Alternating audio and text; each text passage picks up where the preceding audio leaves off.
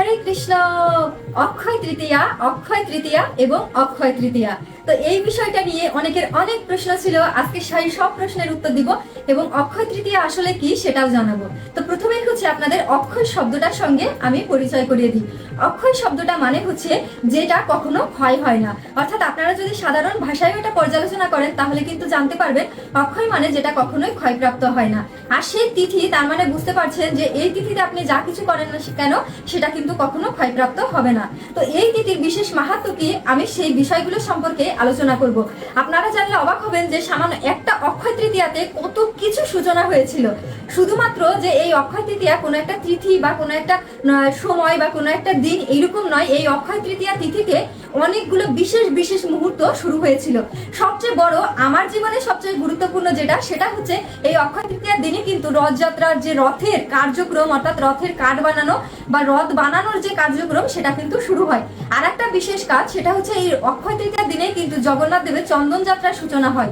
অর্থাৎ জগন্নাথ দেব স্বয়ং ইন্দ্রদুম্ন রাজাকে তিনি হচ্ছেন স্বপ্ন দেখান যে তিনি এই প্রচন্ড গরমে, অর্থাৎ আপনারা জানেন যে এই সময়টাতে কিন্তু প্রচন্ড গরম থাকে, তো ভগবানের শরীর পুড়ে যাচ্ছিল, তো বলেছিল তখন যে সে শরীরে চন্দন লেপন করার জন্য, এবং সেই কাঠ স্বয়ং ইন্দ্রদুম্ন রাজাকেই হচ্ছে সংগ্রহ করতে বলেছিল। তো ইন্দ্রদুম্ন রাজা সেই কাঠ সংগ্রহ করে চন্দন ঘষে সেটা এই 21 দিন ব্যাপী জগন্নাথের সারা অঙ্গে লেপন করেছিল। শুধু জগন্নাথ নয়, আপনারা যারা এই চন্দন যাত্রা উৎসব পালন করবেন তারা এই যে 30 এপ্রিল থেকে শুরু করবেন, অর্থাৎ অক্ষয় তৃতীয়া থেকে শুরু করবেন, এটা আগামী 21 দিন চলবে। এবং এই 21 দিনের ভিতরে আপনারা প্রতিদিন জগন্নাথের পুরো শরীর, অর্থাৎ আপনার ঘরে যদি চিত্রপট থাকে, যাদের ঘরে বিগ্রহ আছে, পুরো শরীরে এই চন্দন ঘষে লেপন করে দিবেন। অর্থাৎ অনেকে আমাকে একটা প্রশ্ন করেন, মাতাজি আপনার এই কপালে এটা কি? অর্থাৎ এই যে হলুদ হলুদ আপনি একটা কপালে নেন, এই তিলকটা কি তিলক? তো প্রথমেই বলি এটা কোনো তিলক নয়, অর্থাৎ এটা হচ্ছে চন্দনের গুঁড়া, আর এটা হচ্ছে বৃন্দাবন থেকে নিয়ে আসা এবং ভগবানের প্রসাদী চন্দন।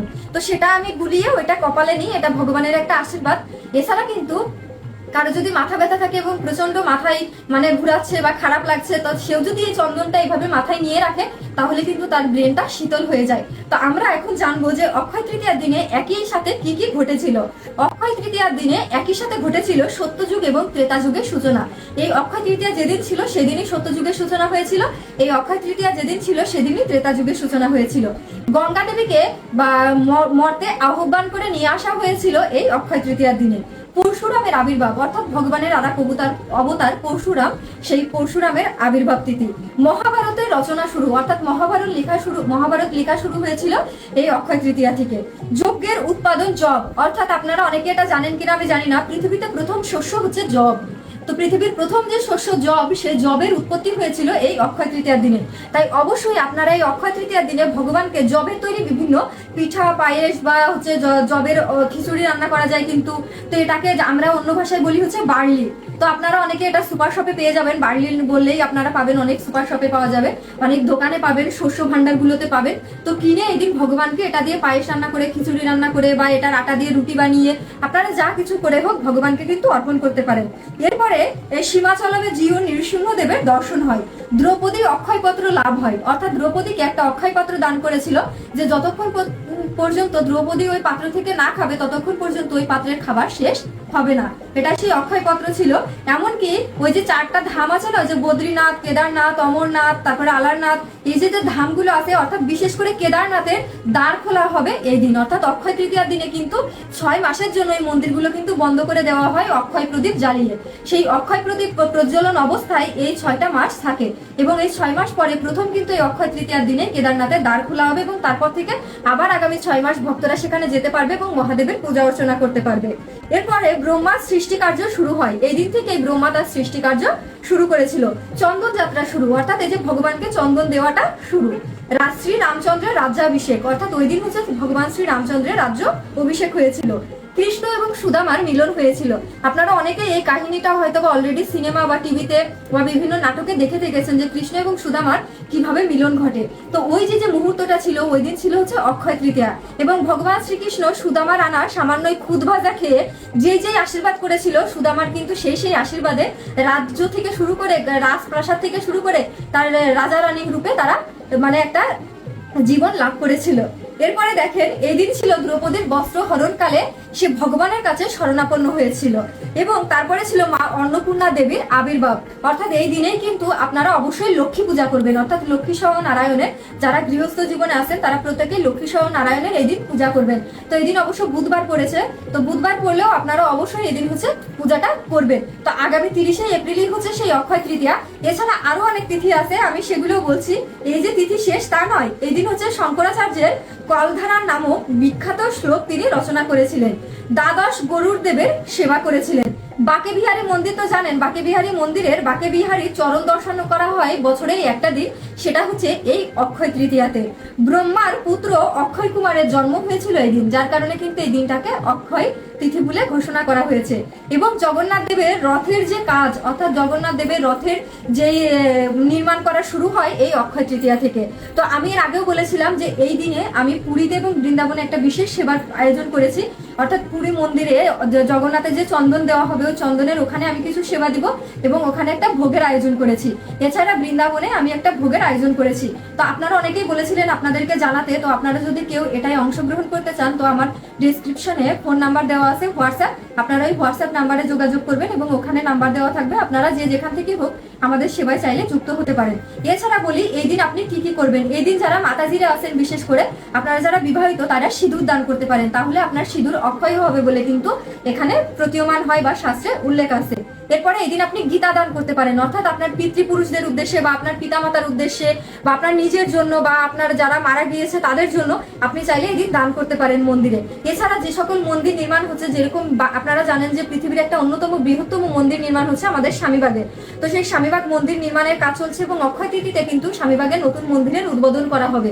তো আপনারা চাইলে সেখানে দান করতে পারেন, সেই মন্দির নির্মাণ কাজে অংশগ্রহণ করতে পারেন, কারণ এই দিন আপনি যেটা দান করবেন, যা করবেন সেটাই কিন্তু অক্ষয় হয়ে থাকবে।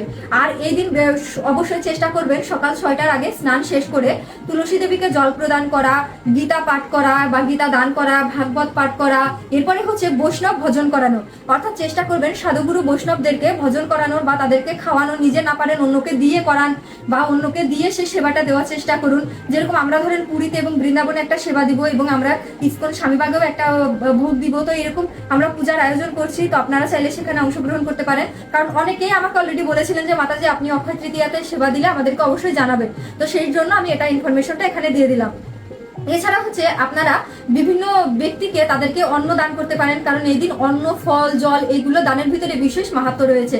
এছাড়া ভগবানের চন্দন যাত্রা যেহেতু, তাই ভগবানের চন্দনের জন্য আপনারা প্রণামী দিতে পারেন বা ভগবানের চন্দনের জন্য প্রণামী ওই বা চন্দন কিনেও দিতে পারেন, এটা হচ্ছে সম্পূর্ণ আপনার বিষয়। তো এই যে এই দিন আপনি যা যা করুন না কেন প্রত্যেকটা জিনিস কিন্তু আপনার অক্ষয় হয়ে থাকবে। আর অবশ্যই এই দিনকেও আমিষ আহার করবেন না, এই দিন উপবাসের কোনো প্রয়োজন নেই। তবে কেউ যদি উপবাস থাকতে চান যে হ্যাঁ আমি ভগবানকে সেবা পূজা দিয়ে তারপরে আহার করতে পারেন, যতটা পারেন বেশি সেবা পূজা করবেন ভগবানের, তারপরে ভগবানকে ফুল অর্পণ করা, চন্দন অর্পণ করা, তারপরে বেশি বেশি তুলসী পাতা অর্পণ করা, তুলসী মন্দির প্রদক্ষিণ করা, মন্দিরে যাওয়া, মন্দির প্রদক্ষিণ করা, এছাড়া ভক্তদেরকে কিছু সেবা দেওয়া, কিছু না পারেন অন্তত জল সেবা দেওয়া বা অন্য সেবা করানো, এরপরে হচ্ছে কীর্তন করা, তারপরে বেশি বেশি করে হরিনাম জপ করা, গীতা পাঠ করা, এরকম যত প্রকার শুভ শুভ কাজ আছে। এরপরে সিঁদুর দান করতে পারেন আপনারা যারা মাতাজিরা আছেন, তো এরকম এমনকি আপনারা পিতৃপুরুষদের উদ্দেশ্যে এদিনকে দান করতে পারেন, শস্যাদি, তারপরে ফল বা ভগবানের ভোগ এরকম দান করতে পারেন। তো এরকম যতগুলো বিষয় আছে আপনারা প্রত্যেকটা বিষয় কিন্তু এই দিন পালন করতে পারেন। তো যারা যারা এখানে সেবায় অংশগ্রহণ করবেন বা আপনি যে যেখান থেকে পারেন সেখান থেকে এটাই অংশগ্রহণ করবেন। আর আপনার নিকটস্থ যদি কোনো মন্দির থাকে আপনি সেখানেও চাইলে অংশগ্রহণ করতে পারেন। ঠিক আছে, তো অক্ষয় তৃতীয়া সম্পর্কে আশা করি আপনারা সমস্ত বিষয়টা জানতে পেরেছেন।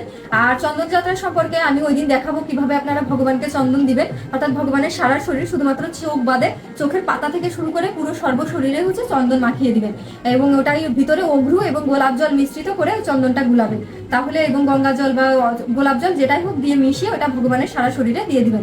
প্রতিদিনই এইভাবে 21 দিন ভগবানকে অর্পণ করবেন। এবং ওই দিন যেহেতু রথ বানানো শুরু হয়, তাই আপনারা চাইলে সেখানেও যারা পুরীতে বিশেষ করে সেবা দিতে চান তারা ওখানেও দিতে পারবেন।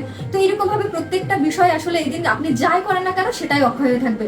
তাই চেষ্টা করবেন এই দিন আমিষ আহার বর্জন করা, খারাপ কাজ বর্জন করা, একটা দিন অন্তত একটা মিথ্যা কথাও না বলা, কারণ আপনি এতটুকু পাপ করবেন সেটাই আপনার সারা জীবন অক্ষয় হয়ে থাকবে, ওটা আর কখনো আপনার মুছবে না।